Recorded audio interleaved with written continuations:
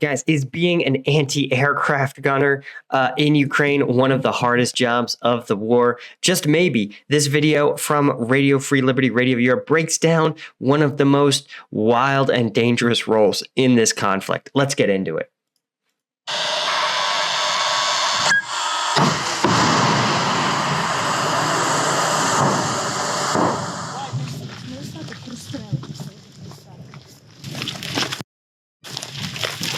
All right, let's see if we can break down. All right, one of the things that does bother me, and I understand that as I'm a professional soldier, and a lot of these guys are territorial defense forces, guys with a few weeks of training who have gone off and served on the front lines. But this is not how you carry your weapon. You carry it with the barrel pointed down at the low ready, or you sling it across your chest and just so it sits there on your chest, ready to be picked up and used. But this is not the professional soldier look.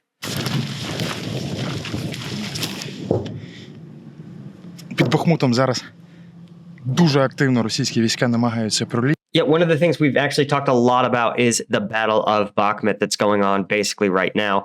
And if you are new to the channel, you know that Bakhmut is a region in the eastern part of Ukraine. And one of the things that defines it is that it is the site, it is the objective of not just the Russian military, but importantly, it's the objective of the Wagner Group. This is Yevgeny Prigozhin's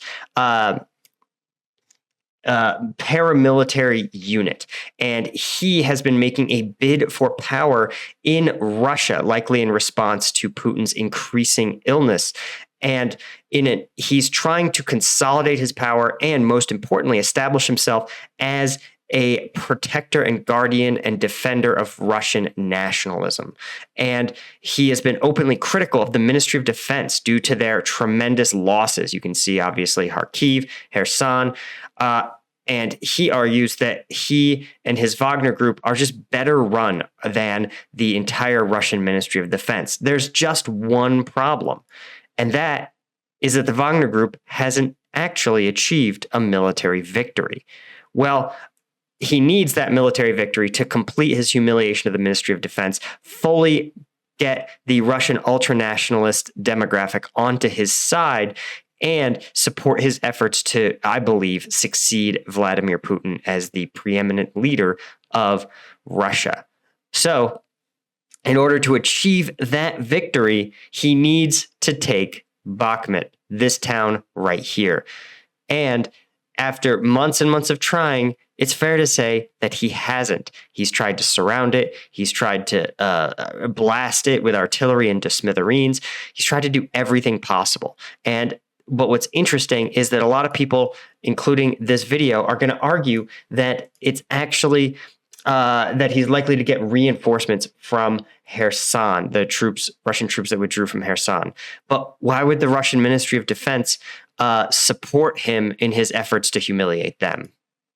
The design of wallets as we know them date back to the 1690s when Marco Polo first journeyed east and encountered paper currency. If you saw a wallet from the 1700s, you would recognize the design as the same basic one we have today. Our way of life has evolved so much since 1690, but our wallets have stayed basically the same, except of course for today's sponsor, Ridge Wallets. Ridge has brought wallets into the modern age. They have a sleek, minimalist design that make it easy to carry your essential cards, ID, and cash in a compact package. Get the best offer with ridge.com/combatveteranreacts. And right now you can save up to 40% off through December 22nd. Ridge wallets hold up to 12 cards and come in a ton of sleek designs. So you finally have options other than cheap black leather or cheap brown leather. From 24 karat gold to stone-washed titanium to even laser engraved topographic maps. The designs are honestly sick. And the security nerd in me loves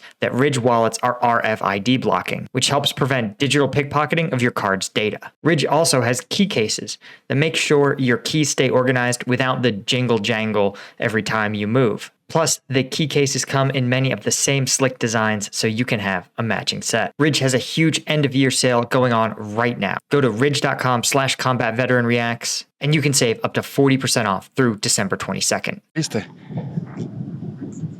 Зранку була авіація, кажуть. Of course, I say that it's not clear that the Wagner Group has aircraft, but honestly, nothing would shock me less than having it turn out that Prigozhin is able to bribe pilots and bribe maintainers to fly their aircraft in support of Wagner Group targets. Хлопці з ПЗРК готові відпрацювати в будь-яку хвилину, але тут стає все більш гаряче і нам доводиться таки виїжджати звідси. Okay, so this is actually fascinating. In the 80s, the U.S., of course, developed the Stinger missile launcher, and the Stinger was used most prominently in the Soviet-Afghan conflict. This was an advanced piece of technology at the time, which was a man-portable, right, carried by an individual soldier, anti-aircraft system. And what made it so powerful was that the system could be deployed against air. It gave an individual fighting, walking around on the ground, a fighting chance against high technology combat aircraft. And for the Mujahideen in Afghanistan, it proved a pretty decisive tool. Well, the Soviets actually found it to be so decisive that they realized they probably needed to build their own. And when you build your own, you actually... Well, I suspect that the Soviets took the Stinger missile and literally reverse engineered it into the Stugna.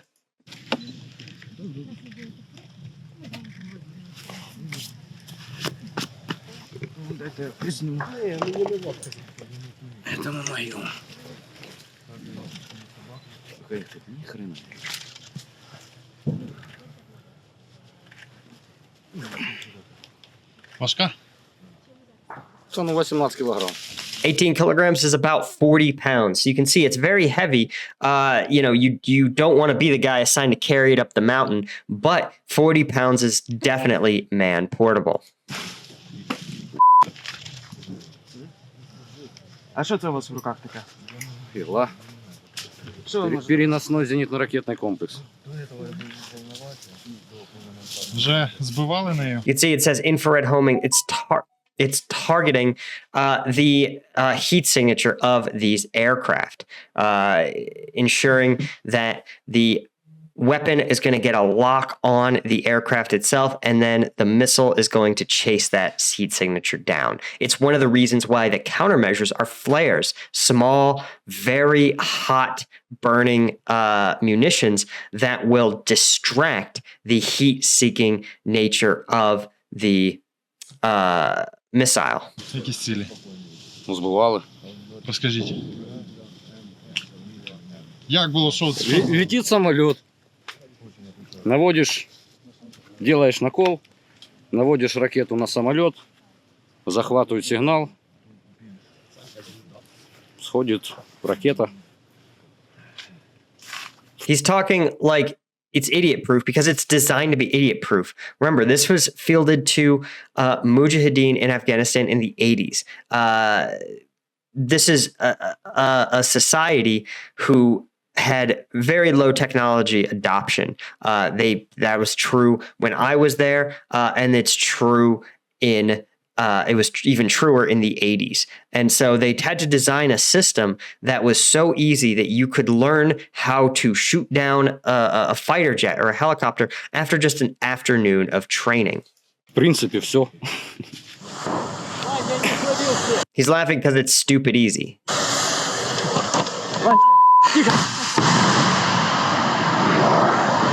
В то время, когда пехота кричит в воздух и прячется по Saying when the infantry shouts incoming and hides in the окопам, trenches, ты должен выбегать you have to run out and find the enemy's plane. с окопа и пытаться найти самолет или вертолет противника. Это может быть так как во время обстрела, так как, грубо говоря, и в тихую погоду. То есть максимальная реакция должна быть и максимально хорошее зрение и слух для того, чтобы...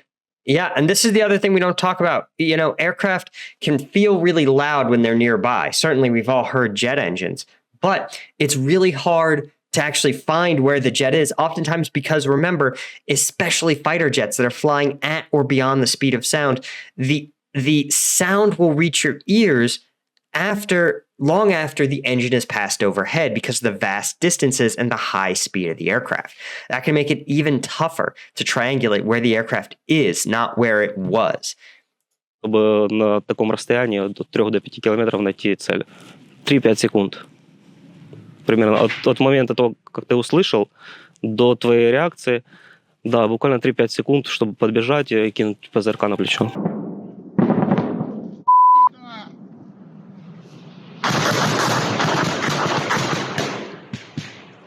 Looks like some sort of cluster munitions that these guys got hit or not hit with, but detonated sort of near this manpads operator. But that's just a testament. I mean, he was so exposed. Загалом це армійська авіація, це Су-25 та вертольоти вогневої підтримки, такі як Мі-8, багатоцільові, Мі-24 та К-52. Just want to point out, this is a really nice piece of kit. You can see it's waterproof. It's insulated on the inside. It's perfect for fall type operations where it's cold, maybe even below freezing. You have to stay dry. So it keeps you insulated and keeps water away. Як часто вони залітають, працюють? Кожного дня. Буває по пару, декілька разів на день.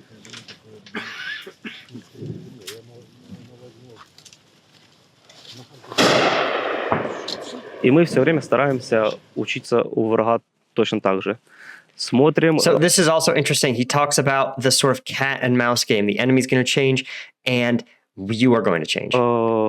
Видео, которые они выкладывают, читаем книжки, по которым они работают, и в принципе понимаем, какую тактику они могут здесь применять.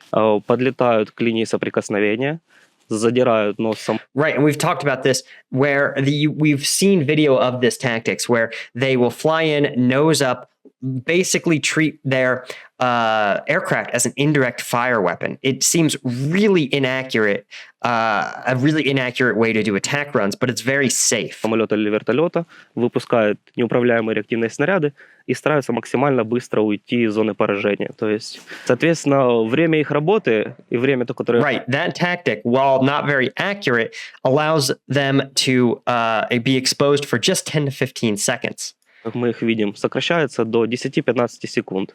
И в это время мы должны выбежать, навестись на цель и сделать пуск. Yeah, so that is a really short time to get your lock and engage that target. But you understand that by resorting to the existence of manpads in the battlefield means that they are, even if you don't shoot down the aircraft, the fact that they've had to go from close air support roles, like true CAS, where they are directly overhead, and now they are basically glorified artillery. That alone is a tremendous, tremendous change to the decisiveness of aircraft on the battlefield, right? U.S. forces in Afghanistan and Iraq, the Taliban and insurgents were terrified of U.S. aircraft because of how precise their bombing, their attacks could be. And the fact that they've been reduced to merely lobbing munitions from a great distance is a testament to the effectiveness of these manpads. And this is one of the things I talk about, where, yes, killing the enemy is important, but it can be just as effective to deter the enemy or to create obstacles. And that's what this manpads system and these manpad soldiers have done.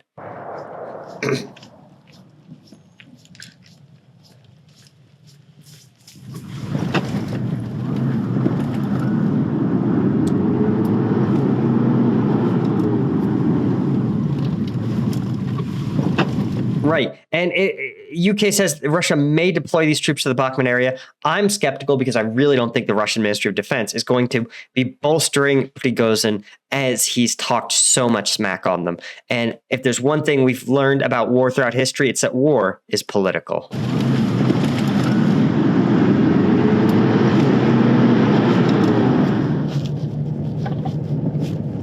Anyway, guys, as always, link is in the description. Thank you guys so much for watching. Of course, if you want access to the combat video breakdowns that are too intense for YouTube, you want to become a member of the Patreon. Thanks so much, my Lieutenant Tier patrons. Link to that is in the description as well. I'll see you all later.